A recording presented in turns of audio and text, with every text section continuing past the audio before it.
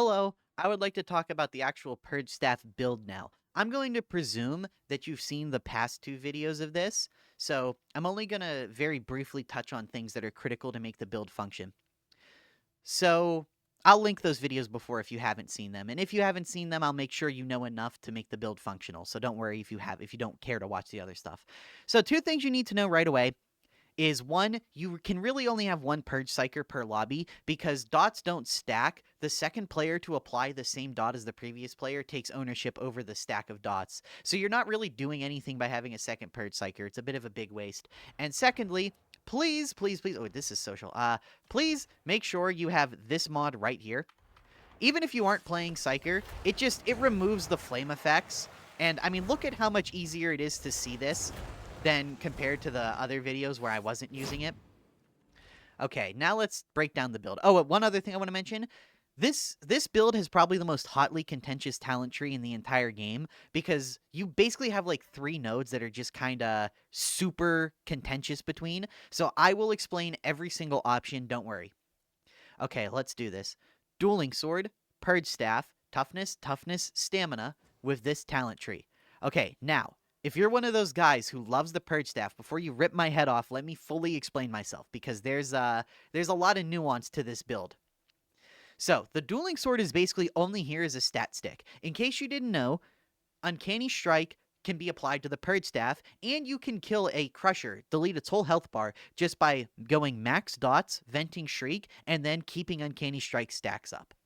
So, you need to use Uncanny Strike for the Purge Staff. That is, like, unarguable. That is locked in. Flak is whatever. You can drop Flak for critical hit chance, but I wouldn't, because just in case you need to actually hit, like, a gunner when you're running past or something. And Riposte and Unyielding is purely because this weapon is only useful for 1, applying Uncanny, and 2, killing bosses. And that's why it's what we use here. So, think about this. The Purge Staff does basically literally everything better than anything else you can use, except for bossing. It's not very good at boss killing. So, you know what is, unironically, the best weapon in the entire game for boss killing? The Dueling Sword, and you can use them both at the same time. It also has the most mobility, which pushes you deeper into the fight and faster. So the Dueling Sword is just kind of a match made in heaven for the Inferno Staff. Now, some notable alternatives. You can use the new Moonlight Greatsword. That's pretty good. You can also use the what's it called? The force power swords, the lightsaber sticks. The Force Swords, you can use them. They're also pretty good. I'm not a big fan, but some people are, and they're not terrible, so they work as well. So, for the Inferno Staff itself, you dump Warp Resistance. But you want high damage. You need to have 76 burn. No, you don't need any more, but you cannot afford to have any less. Cloud Radius should be maxed out, and Quell Speed is basically entirely irrelevant. Literally, I've counted the frames. The difference between like 80 and 60% quell speed is virtually imperceivable unless you have like trained reaction time. It's like 17 frames, dude. It's like nothing. Actually, I think that's like an overestimate. That might be like 50 versus 80. Whatever. The point is, it's like nothing. So, the perks on this are very important. Flak and critical hit chance. Crits apply extra Soul Blaze stacks and proc a lot of your talents. So you need to be critting frequently with this staff. It adds a lot to the build. And Flak is just because of how dots work. So pay attention to this. Let me kill all these guys so they get their health bars back. So you see how this guy's carapace and he's barely taking any damage from the dot?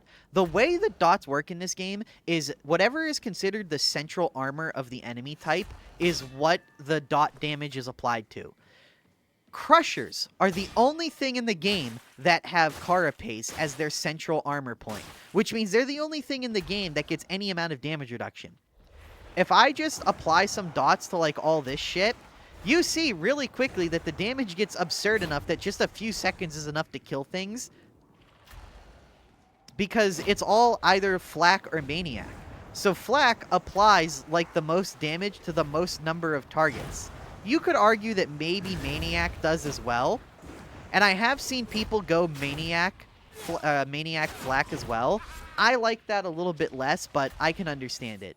Also, worth noting, these guys recently became carapace on their body, yet for some reason, I don't know if this is intentional or not, but as you can see, the dots have not updated. Dots are still treated like they're flak on this guy.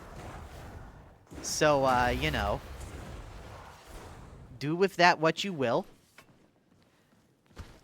Okay. Now, I do want to give a bit of a special call out to a Civi Maelstrom modifier. I have a second build and Inferno staff just for Civi modifier. Because in Civi modifier, I find that this provides a bit more value most of the time. But this is literally if you want to get hyper specific for one specific Maelstrom type. If you don't care about that, then don't worry about this. This is pretty much the only time penetrating flame and carapace armor is ever even remotely worth it. For 90% of every other mission and every other gameplay type, Warp Nexus critical hit chance is going to just be the best. Curios are just standard meta Curios. Toughness, CDR, toughness, stamina regen. People will mention how Psyker starts getting their stamina back quicker, and you don't need stamina regen on it. Guys, that's exactly why you want stamina regen. Yeah, the regeneration starts faster, so having faster regeneration like exponentially scales it, making it much better. Just people are weird in how they view things. But this one is important. This Curio is very important. And yes, I know 400 rating Curios don't actually give 3 stamina. I just literally haven't gotten a real +3 stamina on Psyker yet. Somehow. But +3 max stamina means that you really don't, this is going to be controversial, but it's the truth. You really seriously don't need kinetic deflection if you're taking +3 stamina. Just like you don't need kinetic deflection if you're not gonna, I'm sorry, you need deflection if you don't take +3 stamina. You don't need deflection if you take +3 stamina. I think taking +3 stamina and kinetic deflection is really bad. And I think you should just take +3 stamina because the stamina is more flexible. And with +3 stamina, you have more than enough blocking ability that kinetic deflection is just massive overkill and completely unnecessary. I think kinetic deflection this is a node I used to rate really highly, but the more I play and the better I get at the game, the less I'm needing it for anything. It just doesn't actually, you know, I just don't find it doing anything unless you're using like, you know, like the force block thing, then it becomes really good again, but that's different. I just don't see kinetic deflection as valuable, and considering you're spending 2 nodes to take this, freeing up those 2 nodes has led to a much stronger build, I've noticed in my experience. Okay, so let's talk about the contentious stuff before we explain the build. This is something I'm still super duper on the fence about. So let me explain kinetic resonance, because I have a very good reason for it. And that reason has to do, again, with bossing. Bosses are the only pain point that this build runs into, literally ever. So if a boss is targeting the other player, it's not that bad to just, like, do this. You know, you apply your dots to the boss, then you do this to overcap, and you use that. I mean, just look for yourself. This isn't great boss damage, but it is decent boss damage if you are at a distance and you can't get into melee. I mean, look, you know, I've done 20,000 damage to this boss in the last, like, 7 seconds I was talking. And that was all risk-free range damage. Ideally, you'd just be doing this, you know, like with riposte, so you're critting. But you can't always do that, you know, if the boss isn't targeted on you. So it's just a way to get more damage. And the other reason I've come to really, really like this is, let's say there's like 7 of these gunners stacked up. You just do this. You know, it just lets you very quickly and efficiently dispatch them. You know, it also makes it so that every time you Brain Burst, and there's a synergy here as well, every single kill you get with Brain Burst procs Essence Harvest. So if you are in a situation where the only way you can kill gunners is from a distance with Brain Burst, you can just kind of tank a lot of their shots and just let this 30% resistance, you know, come in clutch. And also because every elite you kill lowers your cooldown on top of the already really low cooldown, this just creates a bit of a snowballing effect where you're just kind of like, okay, I'm just going to pop the ultimate even if I have 0 peril, just so I can brain burst back to back really fast, which generates a ton of toughness, gives me more warp charges, and keeps my ult cooling down, and it just gives me something to do. Okay, now let's talk about what makes this build function. And let's take it from the top because it's all very important. So, metal, critical hits, giving toughness, and giving you movement speed. So, look at how often you crit with this staff once you start getting your peril up. So, look at this. So, the golden numbers are going to be crits. And mind you, this is very low horde density.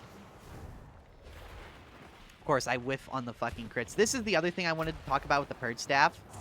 Is that you... Okay, here we go. Is that you... This staff does better the more enemies there are. But all these golden numbers, every little golden tick you see here, is giving me movement speed and jumping my toughness up. This also increases my damage. So every little golden tick, the way this works is every enemy getting hit by the purge staff is rolling a chance to get crit on while I'm holding down that M2. And every time I roll that crit, I get toughness, move speed, and damage. Literally everything you could ever want. And if you're hitting a pack of like 50 enemies, you're rolling like a 50 times per second a chance to get a crit. So you're eventually gonna, you're inevitably gonna be critting like, you know, 5-10 times a second. Soul Stealer also plays into all this because those crits are increasing your damage and applying bonus stacks, which makes things die faster. And Quietude is being taken over warp expenditure purely because between Venting Shriek and just natural peril decay, you generally quell more peril than you can gain. But this node is very, very good. Battle Med is kind of shitty because we already have a problem of not generating enough peril, so there's really no reason to take Battle Meditation. I already explained Kinetic Resonance, but this is a node you could drop if you wanted to do something like this. Psychonetic's Aura is the single strongest passive node in the entire game. I have talked about this node at length, ad nauseum, in a million other videos. Just know that every time you kill an elite, basically every time you gain a warp charge almost, you're taking away, you know, a second or two of everybody's ultimate. So when you're getting a pack of like 12 Ragers and you burn them to death with Purge Staff, you just took 12 seconds off across 4 people. You know, that's like 50 of the Curio effect being applied at once. It's ridiculous. So, Empathetic Invasion. There, I actually said it right that time. So again, remember those crits? Every time we crit, you also get a full second of range damage immunity, which just encourages you to spec into crits even more. Also, one with the warp is another reason why you want high peril and low warp resistance. Because hey man, 33% damage reduction is nothing to sneeze at. That is quite a lot. But when you combine this, and this, you have gunner immunity, 30% toughness damage reduction, and you're genuinely generating like 80% toughness a second. The myth that Psyker is squishy is absurd. I unironically think Psyker is tankier than Veteran if you're playing it well, and is honestly in the realm of Zealot, just without Until Death. Like, the only difference is those two classes are absurdly easy to play well. You like think about it. Zealot, you just click a button once, get a crit, you're fucking 50% invulnerable, you know? And you have a one button, get half my toughness back. Whereas Psyker requires a little bit more finesse. So Venting Shriek over capture stacks. So just again, in case you weren't watching the other videos, and every single stack makes the previous stack stronger. So look, 210, and then we do this, and 211, and I literally don't have enough peril, and this guy doesn't have enough health to survive the unbridled wrath of the fucking Purge Staff. This is probably why people don't know about this staff. It's hard to showcase because it kills things too damn fast. Okay, so look, 282, 289, and then I lose Blaze Away stack, so I lose damage. How the hell can I showcase this quickly? Because if your Blaze Away stacks... Think about it like this. Without Blaze Away stacks up, Yeah, you know what? That's a perfect way to think about it because it actually quantifies how much damage Venting Shriek adds. Blaze Away adds 40% damage. Blaze Away fell off in that little demonstration when I pressed Venting Shriek, yet we were still doing virtually the same damage. Venting Shriek adds 40% damage to your stacks on top of the 40% damage from Blaze Away, on top of the 25% damage from the perk rolls, on top of this 20% damage.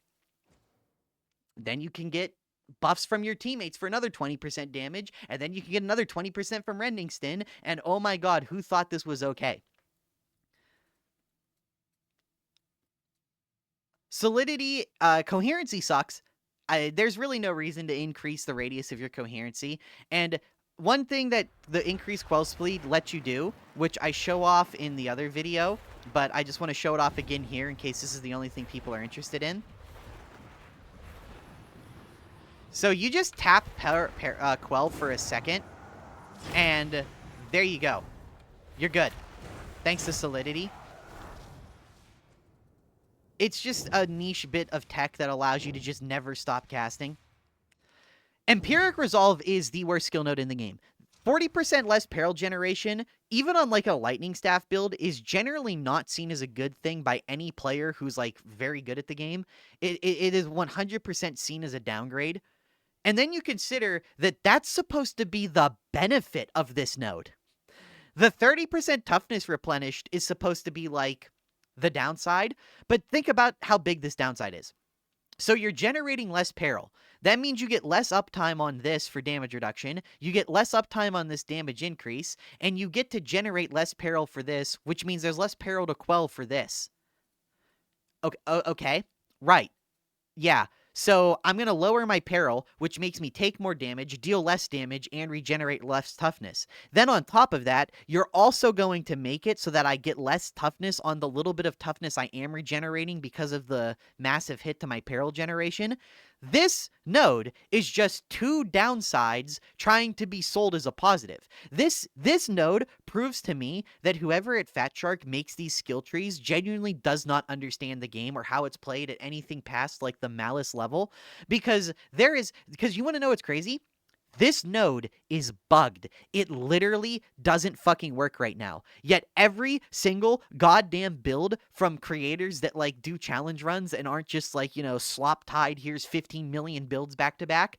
Every single build from everyone takes this node knowing it's bugged and does nothing.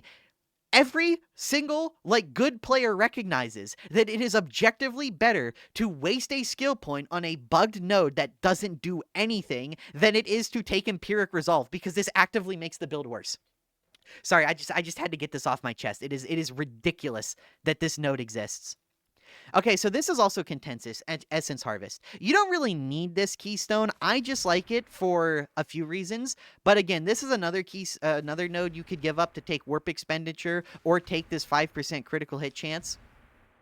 I just really, really like Essence Harvest, partly because of this. Since this guarantees kills virtually everything, I have no idea how that guy didn't die to that. I just killed him like 8 times in a row before. But since everything dies to this, it just gives you a guaranteed way when you're chaining that stuff back to back for this. It's just a really nice synergy. I don't know what else to say. But this node is notably not that strong.